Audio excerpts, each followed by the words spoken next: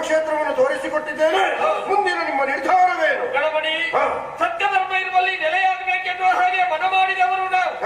ಅಂತಹ ಸ್ಥಳ ಈ ಕುರುಬಪುರವಾದ್ದರಿಂದ ನಾವೆಲ್ಲರೂ ಇಲ್ಲಿ ಧರ್ಮ ದೇವತೆಗಳಾಗಿ ನೆಲೆಯಾಗ್ತೇವೆ. ನೀವಿಲ್ಲಿ ಧರ್ಮ ದೇವತೆಗಳಾಗಿ ನೆಲೆಯಾದಂತಹ ಸಂದರ್ಭ, ನೀವು ಮಾಡುತ್ತಿರುವಂತಹ ಪ್ರತಿಯೊಂದು ಕಾರ್ಯಗಳಿಗೂ ನೆರವನ್ನು ನೀಡುವುದಕ್ಕೆ ಇಲ್ಲಿಯ ಕ್ಷೇತ್ರ ಪಾಲಕನಾಗಿ ನಾನಿರ್ತೇನೆ. ಇಲ್ಲಿ ನಾವು ಮಾತ್ರ ಪೂಜೆಯನ್ನು ಕೈಗೊಂಡ್ರೆ ಸಾಲದು, ಮಂಜುನಾಥನ ದಿವ್ಯ ಸಾನ್ನಿಧ್ಯ ಬೇಕಾಗ್ತದೆ. ಅದಕ್ಕಾಗಿ ನಾವೆಲ್ಲರೂ ಒಂದಾಗಿ ಶಿವನನ್ನು ಪ್ರಾರ್ಥಿಸೋಣ. ಕಲಿಯುಗದಲ್ಲಿ ಸತ್ಯಧರ್ಮಗಳಿಗೆ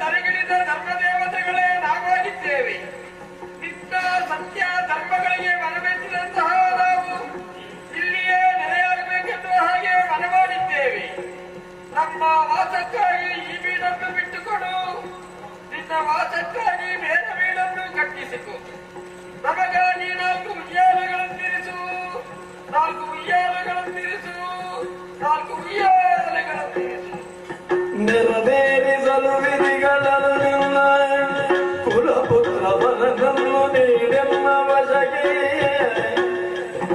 ಹೊರನಿಲ್ಲುವರು ಪುಷ್ಪವತಿಯ ನಿಲ್ಲಿಸಿ ನಾರಿಯರು ಯೋಗ್ಯರಾಗಿಲ್ಲ ವಿಧಗೆ ಅಂಬುದೇವಿ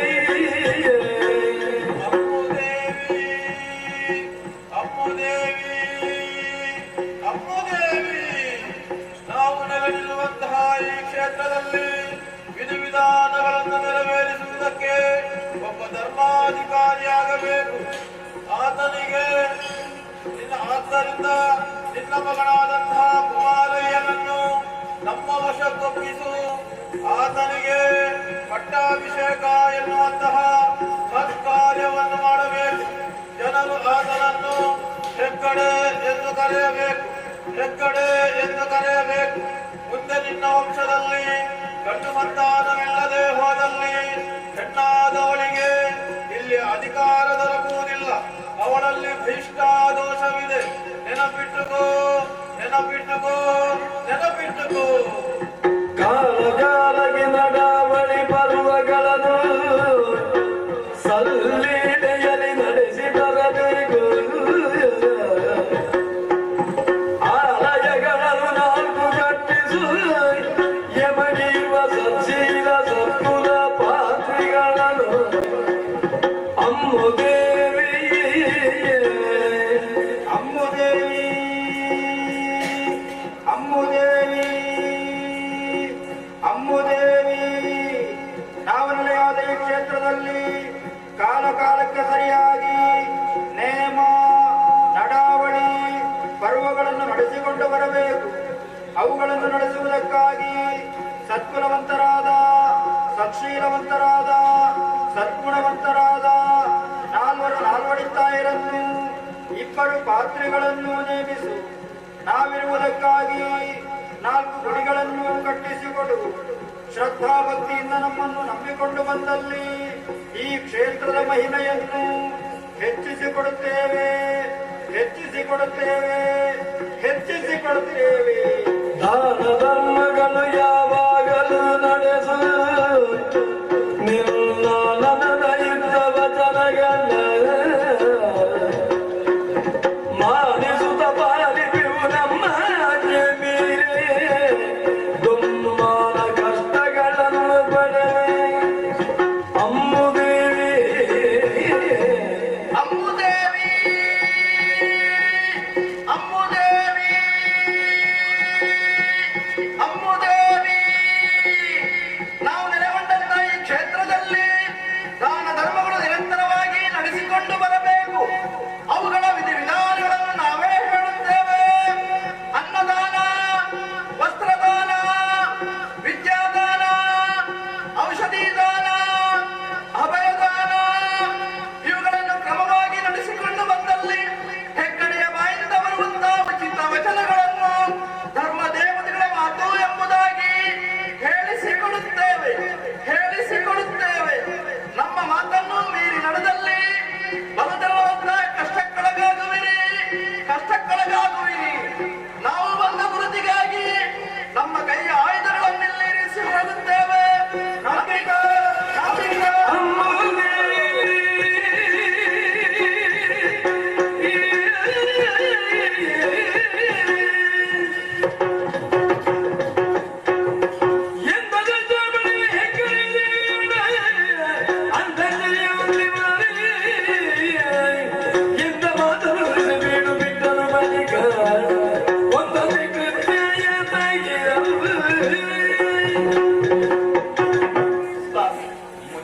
ಕನಸಿನಲ್ಲಿ ಧರ್ಮದೇವತೆಗಳನ್ನು ಕಂಡಿಲ್ಲ.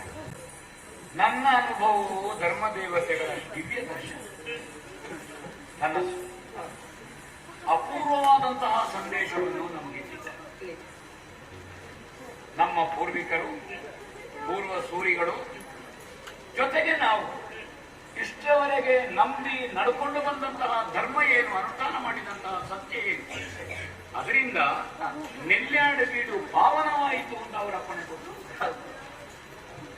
ಅವರ ಸಾನ್ನಿಧ್ಯಕ್ಕೆ ಮತ್ತು ಅವರ ಇರುವಿಕೆಗೆ ನೆಲ್ಯಾಡಿ ಬೀಡೇ ಬೇಕು ಅಂತ ಅಪೇಕ್ಷಿಸುವುದೊಂದು ಅರ್ಥ ಏನು? ನಮ್ಮ ಹಿರಿಯರು ನಾವು ನಡ್ಕೊಂಡು ಬಂದಂತಹ ದಾರಿ ಸತ್ಯವಾಗಿದೆ. ಮಗನಾದಂತಹ ಕುಮಾರಯ್ಯನಿಗೆ ಪಟ್ಟಾಭಿಷೇಕ ಮಾಡಿ ಪಟ್ಟಾಧಿಕಾರಿಯನ್ನಾಗಿ ಮಾಡಿ ಅಂತ ಅಪ್ಪಣೆ ಕೊಡಿಸಿದೆ. ಕುಮಾರಯ್ಯನನ್ನು ಬಗ್ಗೆ ಕೇಳಿದ್ದಾರೆ.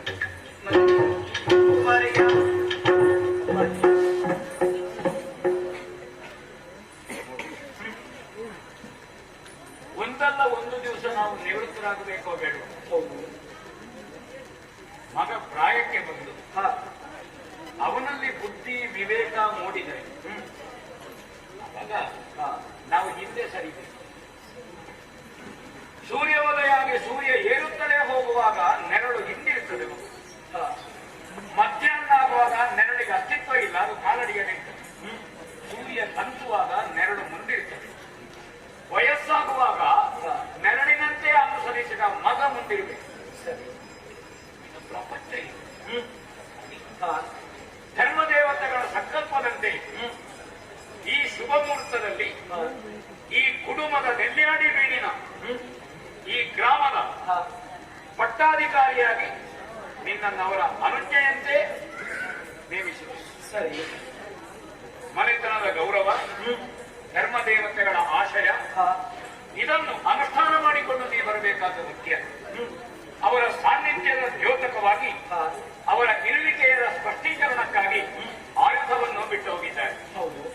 ನೆಲ್ಯಾಡಿ ಬೀಡಿನಲ್ಲಿ ಆ ಉಯ್ಯಾಲೆಯಲ್ಲಿ ಆಯುಧಗಳನ್ನಿಟ್ಟು ದೀಪಾರಾಧನೆಯ ಮೂಲಕವಾಗಿ ಅವರನ್ನು ನಂಬಿ ನಡ್ಕೊಂಡು ಆರಾಧನೆ ಮಾಡಿಕೊಂಡು ನೀವು ಬರಬೇಕಾದ ಕರ್ತವ್ಯ. ಸರಿ.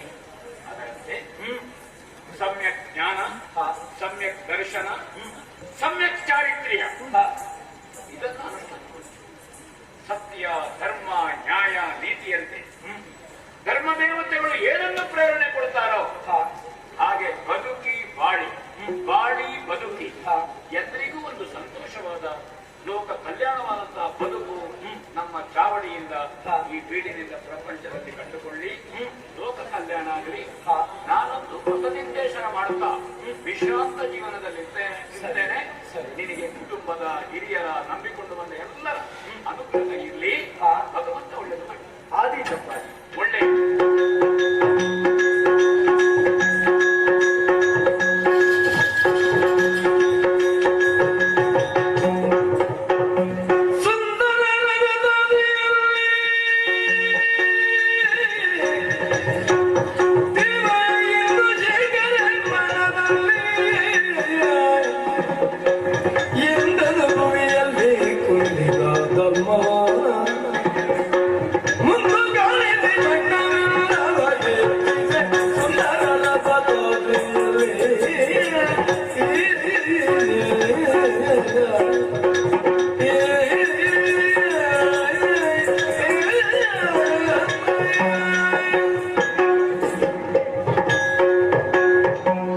ಸುಂದರವಾದ ರಜತಾದ್ರಿಯಲ್ಲಿ ಇದ್ದುಕೊಂಡು ಗಮನಿಸ್ತಾ ಇದ್ದೇನೆ. ಧರ್ಮದೇವತೆಗಳು ಹಾಗೂ ಗಣಮಣಿ ಏನು ಮಾಡ್ತಾರೆ ಅನ್ನುವ ಹಾಗೆ ಮನುಷ್ಯರನ್ನು ಪರೀಕ್ಷೆ ಮಾಡುತ್ತಾ ಮಾಡುತ್ತಾ ಕುಟುಂಬ ಪರ್ವವನ್ನು ಸೇರಿ ಕುಂದಿ ಹೋದಂತಹ ಧರ್ಮವನ್ನು ಬೆಳಗಿಸಬಲ್ಲ ಎಲ್ಲ ಸಾಮರ್ಥ್ಯವನ್ನು ಹೆಗ್ಗಡೆಯಲ್ಲಿರುವುದನ್ನು ಕಂಡು ಅಲ್ಲಿಯೇ ನೆಲೆಯಾದರಲ್ಲ.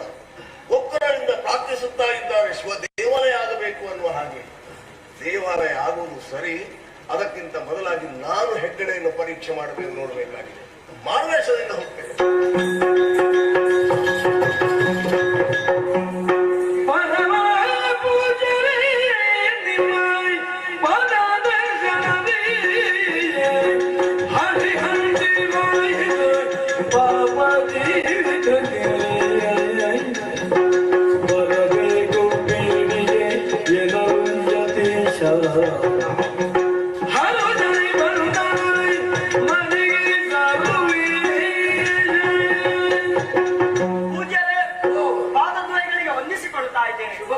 ನೇತ್ರಾವತಿ ನದಿ ತಟದಲ್ಲಿ ಬಂದು ಧ್ಯಾನಮಗ್ನರಾದಂತಹ ವಿಚಾರವನ್ನು ತಿಳಿದು ಇಲ್ಲಿಯವರೆಗೆ ಬಂದವನಿದ್ದೇನೆ.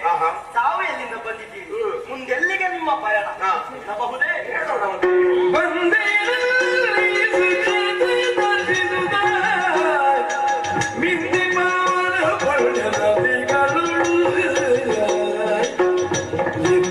ಸಂದರ್ಶಿಸುವ ಮನವಾಯಿತು.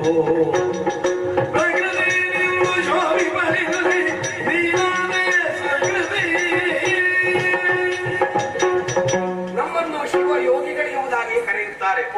ಪ್ರಪಂಚದಲ್ಲಿ ಹರಿಯುತ್ತಿರುವ ಪುಣ್ಯ ವಾಹಿನಿಗಳಲ್ಲಿ ಸ್ನಾನವನ್ನು ಮಾಡಿ ಪುಣ್ಯ ಕ್ಷೇತ್ರಗಳನ್ನು ಸಂದರ್ಶಿಸಿ ಹೀಗೆ ತಿರುಗುತ್ತಾ ಬರುವಾಗ ಭಾವನೆಗಳಾದ ನೇತ್ರಾವತಿಯಲ್ಲಿ ಹರಿಯುತ್ತಿದ್ದಾಳೆ ಎಂಬುದಾಗಿ ತಿಳಿಯಿತು. ಹಾಗಾಗಿ ನೇತ್ರಾವತಿಯಲ್ಲಿ ಸ್ನಾನವನ್ನು ಮಾಡಿ ಪ್ರಕೃತಿ ಸೌಂದರ್ಯವನ್ನು ನೋಡುತ್ತಾ ಇಲ್ಲಿ ಕುಳಿತಿದ್ದೇನೆ. ಸರಿ, ನನ್ನನ್ನು ಒಂದು ಮಾತಾಡಿಸ್ತಾ ಇರುವ ನೀನು ಯಾರೆಂಬುದಾಗಿ ಗೊತ್ತಾಗಿ ಇರುವಲ್ಲ? ಪೂಜ್ಯರೇ, ನೆಲ್ಯಾಡಿ ಬೀದಿ ನೊಡೆಯ ಕುಮಾರಯ್ಯ ಹೆಕ್ಕಡೆ ಎಂಬುದಾಗಿ ನನ್ನ ಹೆಸರು. ನಿಮ್ಮ ಪಾದ ಸ್ಪರ್ಶದಿಂದ ಈ ಕುಡುಮಪುರ ಪಾವನವಾಯಿತು. ಇಲ್ಲೇ ಹತ್ತಿರದಲ್ಲಿ ನೆಲ್ಯಾಡಿ ಬೀಡಿದೆ, ಅಲ್ಲಿಯವರೆಗೆ ಬಂದು ನಾವು ಕೊಡುವಂತಹ ಜಂಗಮ ಭಿಕ್ಷೆಯನ್ನು ಸ್ವೀಕರಿಸಬೇಕು. ಬರಬಹುದಿತ್ತು, ಬನ್ನಿ. ಆದರೆ ಏನು ದೇವ? ಪೂಜೆ ಅವ ಪಾಪ ಹರಿಸುವ ಶಿವ ದೇವಾಲಯಲ್ಲಿ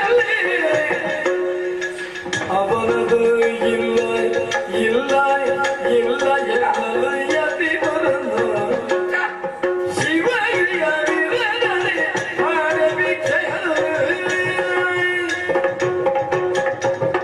ನಿನ್ನ ಕೇಳಿಕೆಯಂತೆ ನೆಲ್ಯಾಡಿ ಬೀಡಿಗೆ ಬಂದು ಭಿಕ್ಷೆಯನ್ನು ಸ್ವೀಕರಿಸಬಹುದಿತ್ತು. ಬನ್ನಿದೇವಾ. ಆದ್ರೆ ನನ್ನ ಜೀವನದಲ್ಲಿ ನಾನು ಕ್ರಮವನ್ನು ಇಟ್ಟುಕೊಂಡಿದ್ದೇನೆ. ಏನದು? ಭಿಕ್ಷೆಯನ್ನು ಸ್ವೀಕರಿಸುವ ಮೊದಲು ಶಿವನನ್ನು ಪೂಜಿಸಬೇಕಾಗಿದೆ. ಸರಿ, ಇಲ್ಲಿ ಶಿವ ದೇವಾಲಯ ಎಲ್ಲಿದೆ? ಇಲ್ಲಿ ಶಿವ ದೇವಾಲಯ ಇಲ್ಲ ಸ್ವಾಮಿ. ಮತ್ತೇನಿದೆ? ಚಂದ್ರನಾಥ ಸ್ವಾಮಿಯ ಬಸದಿ ಇದೆ, ಧರ್ಮ ದೇವತೆಗಳ ಗುಡಿ ಇದೆ ಅಷ್ಟೇ. ಧರ್ಮ ದೇವತೆಗಳ ಗುಡಿ, ಚಂದ್ರನಾಥನ ಬಸದಿ. ಹೌದು. ನನಗೆ ಬೇಕಾದ ಶಿವ ದೇವಾಲಯ ಇಲ್ವೋ ಅಲ್ಲಿ ನಾನು ಭಿಕ್ಷೆಯನ್ನು ಸ್ವೀಕರಿಸಲಾರೆ. ಇಲ್ಲಿಗೆ ಬಂದ ತಪ್ಪಿಗಾಗಿ ಈ ದಿವಸ ಉಪವಾಸವಾಗಿರುತ್ತೆ.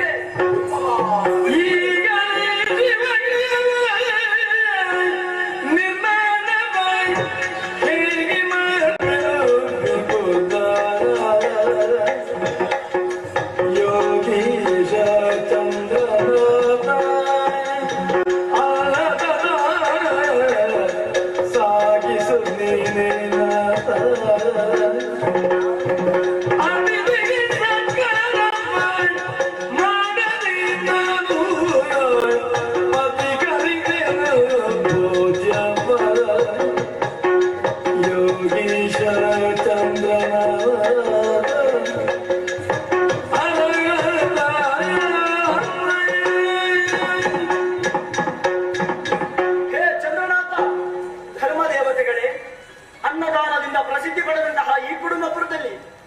ಬಂದಂತಹ ಶಿವಯೋಗಿಗಳಿಗೆ ಕೇವಲ ಶಿವ ದೇವಾಲಯ ಇಲ್ಲ ಎಂಬ ಕಾರಣದಿಂದ ಉಪವಾಸದಿಂದ ಹೋದರಲ್ಲ. ಅತಿಥಿಗಳು ಉಪವಾಸದಲ್ಲಿರುವಂತಹ ಸಂದರ್ಭ ನಾನು ಅನ್ನವನ್ನು ಸೇವಿಸುವುದು ಸರಿಯೇ? ಖಂಡಿತ ಸರಿಯಲ್ಲ. ಹಾಗಿದ್ರೆ ಏನು ಮಾಡಲಿ? ಹೇಗೂ ಅತಿಥಿಗಳು ಉಪವಾಸದಿಂದ ಹೋಗಿದ್ದಾರೆ, ಅವರಂತೆ ನಾನೂ ಕೂಡ ಉಪವಾಸದಲ್ಲಿ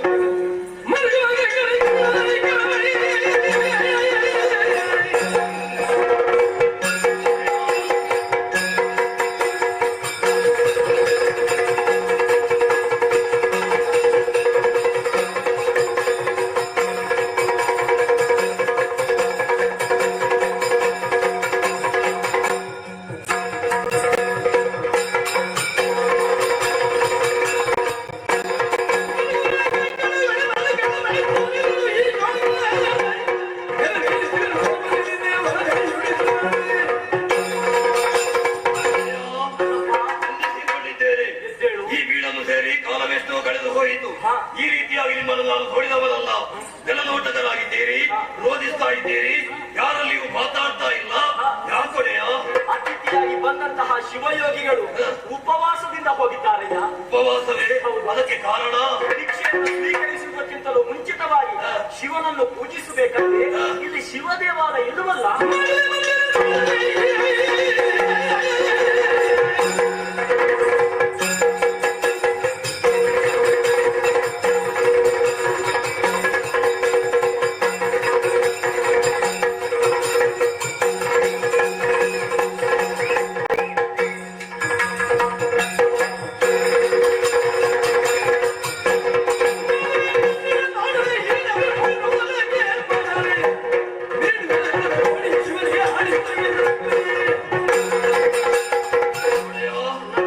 ಶಿವಕ್ಷೇತ್ರ ಇಲ್ಲ ಎಂಬ ಕಾರಣದಿಂದಲಾಗಿ ಶಿವಯೋಗಿಗಳು ಉಪವಾಸದಿಂದ ಇದ್ದಾರೆ.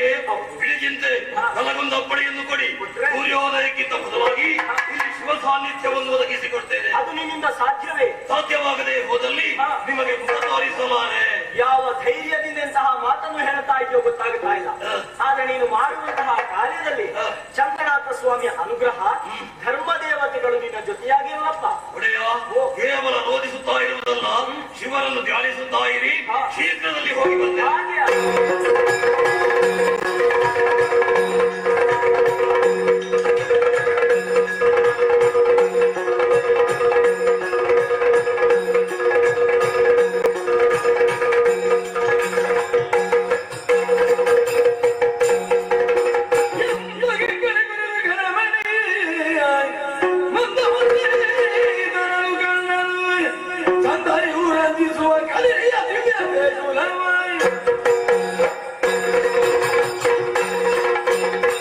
ಒಡೆಯರಿಗೆ ಸೈನ್ಯದ ನುಡಿಯನ್ನು ಹೇಳಿ ವೇಗವಾಗಿ ಧಾವಿಸುತ್ತಾ ಬಂದೆ.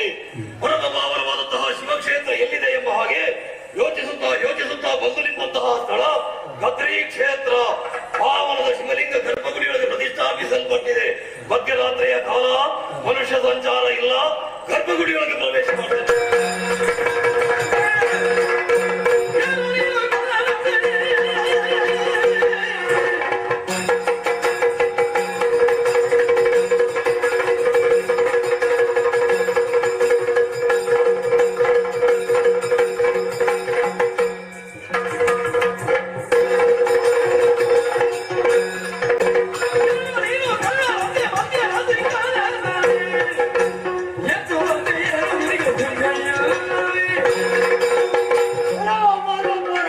ಮಧ್ಯರಾತ್ರಿ ಸಮಯ ನಮ್ಮ ಭದ್ರಾ ಕ್ಷೇತ್ರಕ್ಕೆ ಬಂದು ಸ್ಥಾಪಿಸಲ್ಪಟ್ಟಂತೆ ಹರಿಗೋವನ್ನು ಕೇಳುವುದಕ್ಕಾಗಿ ಮುಂದಾಗುತ್ತಾ ಇದೆಯಲ್ಲ. ಯಾರು ನೀನು? ಎಲ್ಲಿಂದ ಬಂದವನು? ಯಾಕಾಗಿ ಬಂದವನು? ಹೇಳು. ಹೊರ ಇಲ್ಲಿಂದ. ಉಡುಮಪುರದೊಡೆಯ ಕುಮಾರಯ್ಯನ ಸೇವಕ ಅಣ್ಣಪ್ಪ ಎಂಬ ಹಾಗೆ ನನ್ನ ಹೆಸರು. ಆ ಶಿವಲಿಂಗ ಪಡಯ್ಯ.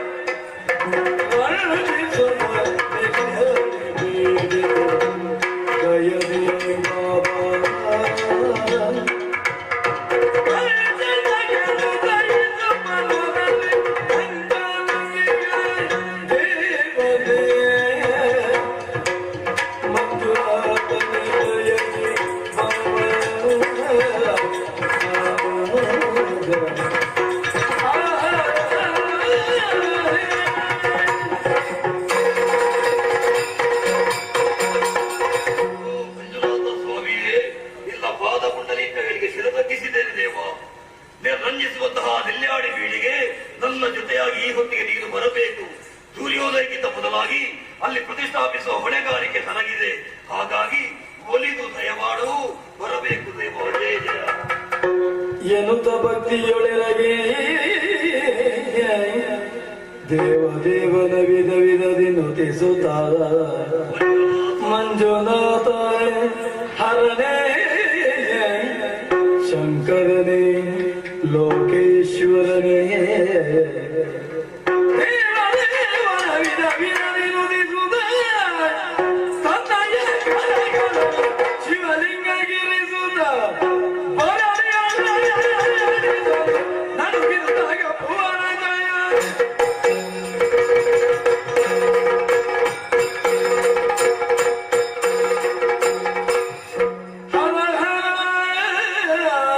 ಶಂಕರ ಹರ ಹರ ಶಂಕರ ಲೋಕೇಶ್ವರ ಗಿರಿಜಾಪತಿ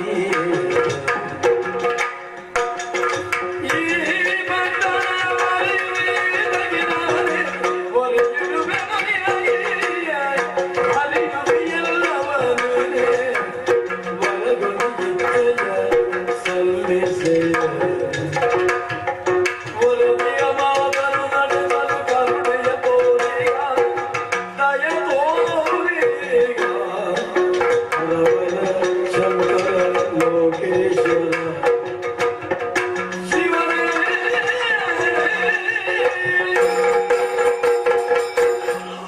ಶಂಕರ ಇದೇನ ಬಂದೆ ಸ್ವಾಮಿ, ಯಾಕೆ ನಿರ್ದಯಲಾಗಿ ಹೋದೆ?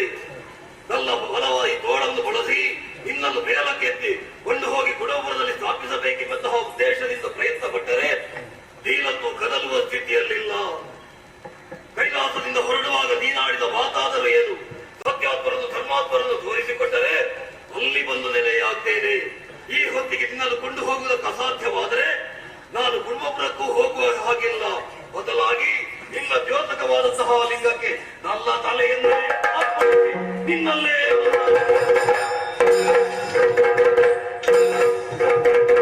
ಅಣ್ಣಪ್ಪ ತಡೆ ತಡೆ, ಸ್ಥಾಪಿಸಲ್ಪಟ್ಟಂತಹ ಲಿಂಗವನ್ನು ಕೀಳುವುದಕ್ಕಾಗಿ ಮುಂದಾಗಬೇಡ. ಅದೋ ನೋಡು, ಮೇಲಿನ ಕೆರೆಯಲ್ಲಿ ಜ್ಯೋತಿರ್ಲಿಂಗವಿದೆ. ಅದನ್ನು ಕೊಂಡು ಹೋಗಿ ಕುಡುಂಬದಲ್ಲಿ ಸ್ಥಾಪನೆ ಮಾಡು. ಅದರಲ್ಲಿ ನಾನು ಐಕ್ಯನಾಗಿ ಲೋಕೋದ್ಧಾರ ಮಾಡುತ್ತೇನೆ. ನಿನಗೆ ಶುಭವಾಗಲಿ.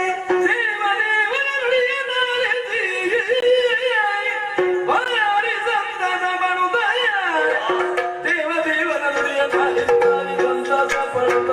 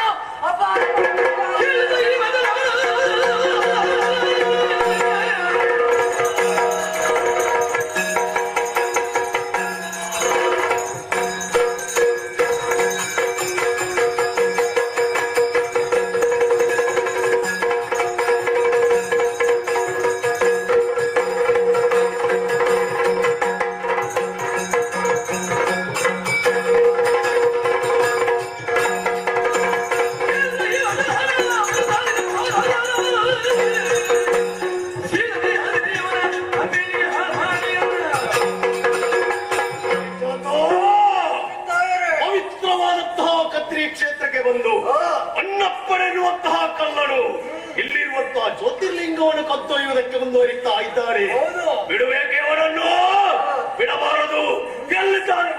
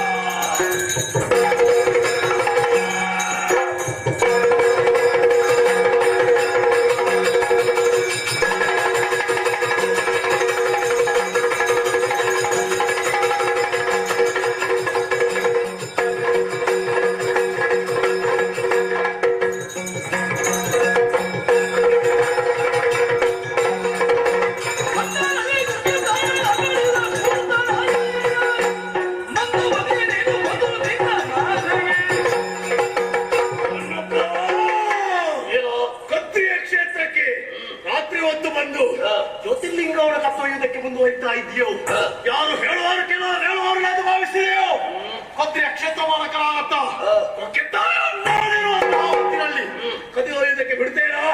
ಸಾರಿ ಮಾಡ್ತೇನೆ. ಕೊಡುವುದಿಲ್ಲ, ಪಡಿತೇನೆ ನೋಡು.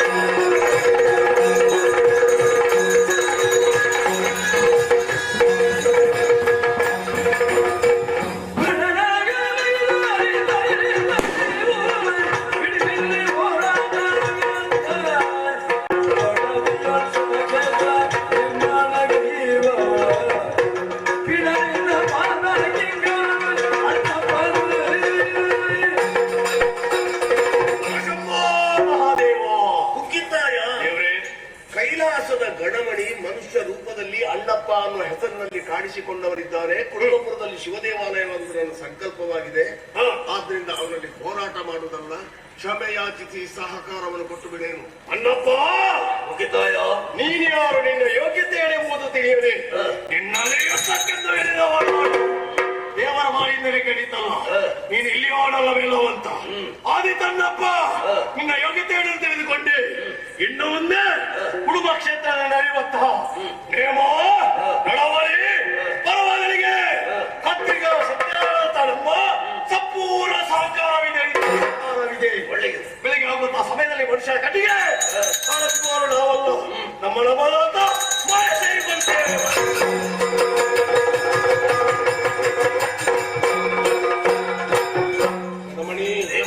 ಮಂಜುನಾಥ ಸ್ವಾಮಿಯ ಪ್ರಧಾನ ಸೇವಕರ ಸಂಬಂಧವನ್ನು ಮತ್ತಷ್ಟು ಗಟ್ಟಿಗೊಳಿಸಿದೆ. ನಿನ್ನ ಕಾರ್ಯ ವೈಖರಿಯನ್ನು ಕಂಡು ಮನಸ್ಸಿಗೆ ಬಹು ಸಂತೋಷವಾಯಿತು. ನಮ್ಮ ಲಕ್ಷ್ಯವನ್ನು ಉದ್ದೇಶವನ್ನು ಈಡೇರಿಸಿಕೊಳ್ಳುವಲ್ಲಿ ಅದು ಕೊನೆಯದಾದರೂ ನನಗೆ ಹೆಗ್ಗಡೆಯನ್ನು ತೋರಿಸಿಕೊಟ್ಟವ ನೀನು. ಹೆಗ್ಗಡೆಯನ್ನು ನಾನು ಒಮ್ಮೆ ಪರೀಕ್ಷಿಸಿದೆ ಎಂದಾದ್ರೆ ಬದುಕಿನ ಉದ್ದಕ್ಕೂ ಸತ್ಯ, ಧರ್ಮ, ನ್ಯಾಯ, ನೀತಿಯನ್ನು ಅಳವಡಿಸಿಕೊಂಡು ಪ್ರಪಂಚ ಮುಖಕ್ಕೆ ಆದರ್ಶರಾಗಿ ಕಾಣಿಸಿಕೊಂಡ ಪುರುಷೋತ್ತಮನೇ ಸರಿ. ಅವನೇ ಧರ್ಮಾಧಿಕಾರಿ. ಕುಡುಮಪುರದಲ್ಲಿಯೇ ಶಿವ ದೇವಾಲಯ ಆಗಬೇಕು. ಹಿಡಿದುಕೊಂಡಂತಹ ಜ್ಯೋತಿರ್ಲಿಂಗವನ್ನು ಸೂರ್ಯೋದಯಕ್ಕಿಂತ ಮೇಲಾಗಿ ಕೊಂಡು ಹೋಗಿ ಪ್ರತಿಷ್ಠಾಪನೆ ಮಾಡು. ಈ ಜ್ಯೋತಿರ್ಲಿಂಗದೊಳಗೆ ನಾನೇ ಇದ್ದುಕೊಂಡು ಭಕ್ತ ಕೋಟಿಯನ್ನು ಸದಾ ಸಲಹುವುದಕ್ಕಿದ್ದೇನೆ. ಪುಣ್ಯಕ್ಷೇತ್ರ ಕುಡುಂಬ ಕ್ಷೇತ್ರ ಅನ್ನೋದು ನಿಜವಾಗಿ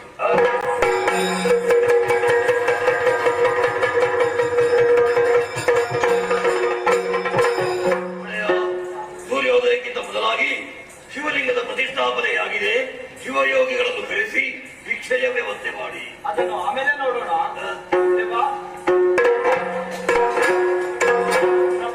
ಯಾರು ನೀನು ಅಣ್ಣಪ್ಪ,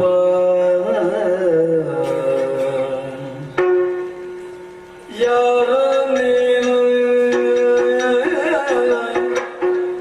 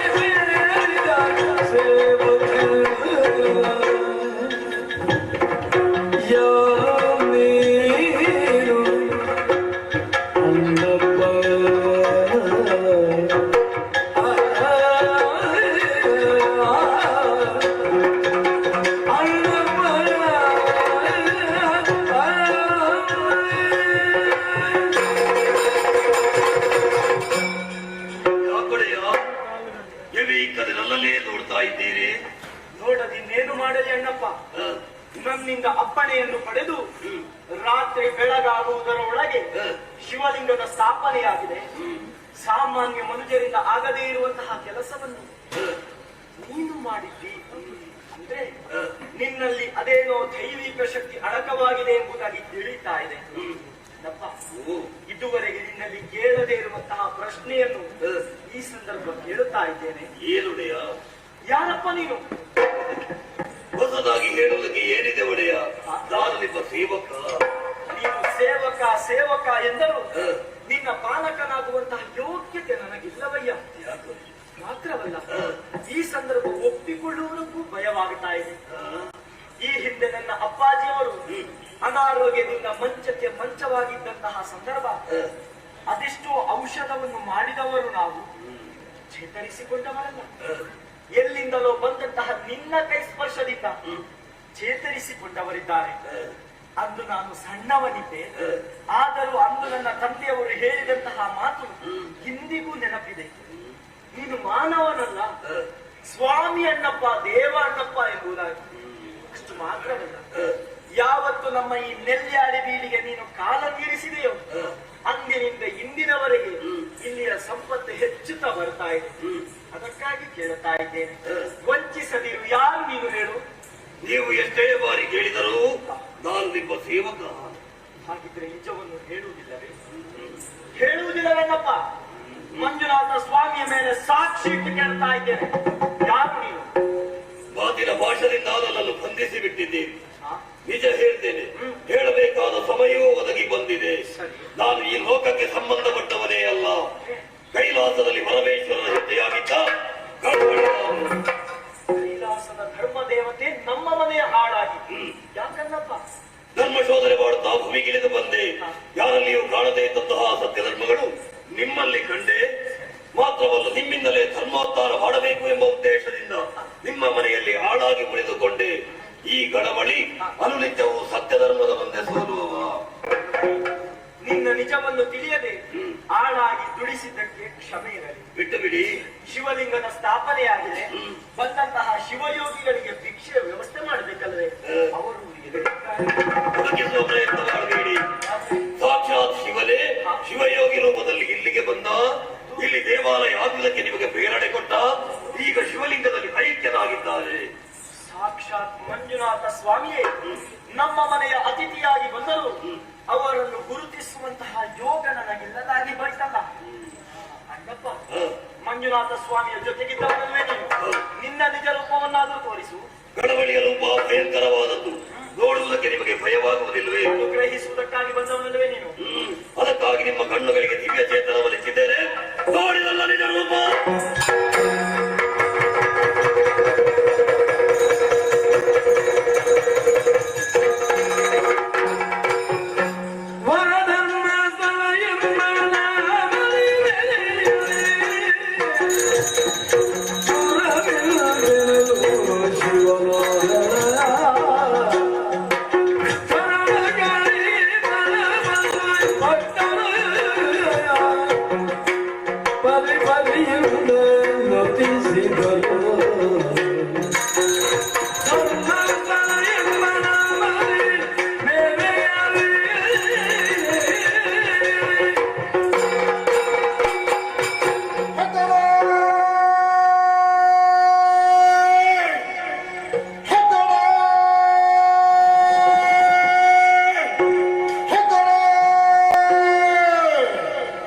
ಸದ್ಗುಣಗಳಿಗೆ ಮೆಚ್ಚಿದಂತಹ ನಾನು ನಿಜ ರೂಪದಿಂದ ಕಾಣಿಸಿಕೊಂಡಿದ್ದೇನೆ.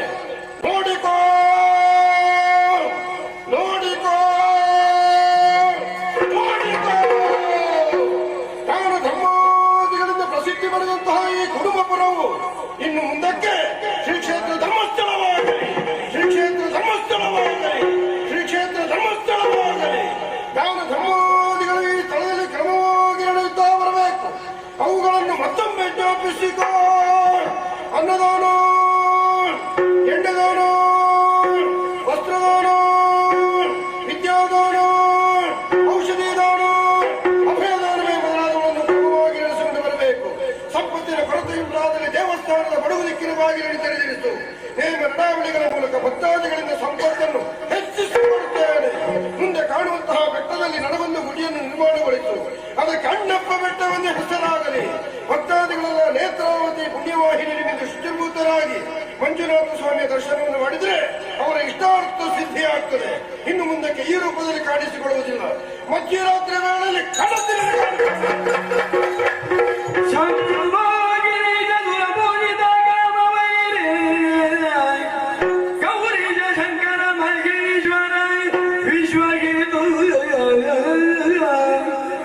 ಧರ್ಮಸ್ಥಳೇಶ ಸಕಲೇಶ ದಯೋಪಯೋಧೇ ಶ್ರೀ ಮಂಜುನಾಥರಿದರ ಕುರು ಮಂಗಲನೇ ಶ್ರೀ ಮಂಜುನಾಥ ಅಭಯ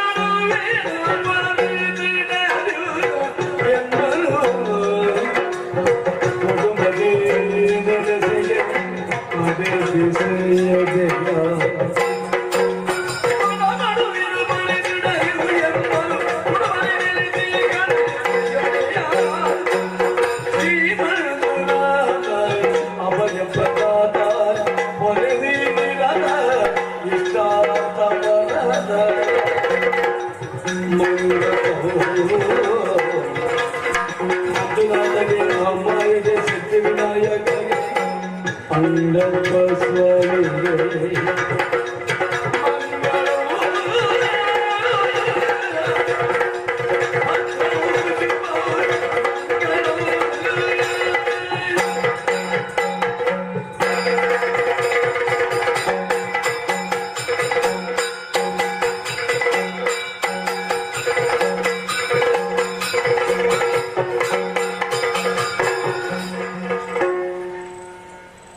ಸತ್ಯ, ಸ್ಪಷ್ಟ, ನೇರ ಸುದ್ದಿಯೊಂದಿಗೆ U+ ಟಿವಿ. ಇದು ಹೊಸತನದ ಸಂಕಲನ. STM multi speciality hospital Ujire ಆಸ್ಪತ್ರೆಯಲ್ಲಿ ಮೆಡಿಸಿನ್ ವಿಭಾಗ, ಪ್ರಸೂತಿ ಮತ್ತು ಸ್ತ್ರೀರೋಗ ವಿಭಾಗ, ಮಕ್ಕಳ ಚಿಕಿತ್ಸಾ ವಿಭಾಗ, ಸರ್ಜರಿ, ಎಲುಬು ಮತ್ತು ಕೀಲು, ಕಿವಿ, ಮೂಗು, ಗಂಟಲು ವಿಭಾಗ, ಕಣ್ಣಿನ ಚಿಕಿತ್ಸಾ ವಿಭಾಗ, ದಂತ ಚಿಕಿತ್ಸಾ ವಿಭಾಗ, ಫೆಥಾಲಜಿ, ಅನಸ್ತೇಷಿಯಾ, ಫಿಸಿಯೋಥೆರಪಿ ವಿಭಾಗಗಳಲ್ಲಿ ವೈದ್ಯಕೀಯ ಸೇವೆ ದೊರೆಯುತ್ತದೆ. ಉನ್ನತ ಗುಣಮಟ್ಟದ ನೈರ್ಮಲ್ಯ ಮತ್ತು ಸೋಂಕು ನಿಯಂತ್ರಣದೊಂದಿಗೆ ಸಂಪೂರ್ಣ ಸುರಕ್ಷಾ ಫಲಾನುಭವಿಗಳಿಗೆ ನಮ್ಮ ಆಸ್ಪತ್ರೆಯ ಹೊರರೋಗಿ ವಿಭಾಗದಲ್ಲಿ ಲಭ್ಯವಿರುವ ನಗದು ರಹಿತ ಚಿಕಿತ್ಸಾ ಸೌಲಭ್ಯಗಳು. ಶ್ರೀ ಧರ್ಮಸ್ಥಳ ಮಂಜುನಾಥೇಶ್ವರ ಮಲ್ಟಿ ಸ್ಪೆಷಾಲಿಟಿ ಆಸ್ಪತ್ರೆ ಉಜಿರೆ. ಸಂಪರ್ಕಿಸಿ 08256295611 ಅಥವಾ 08256295616 ಅಥವಾ 7760397878.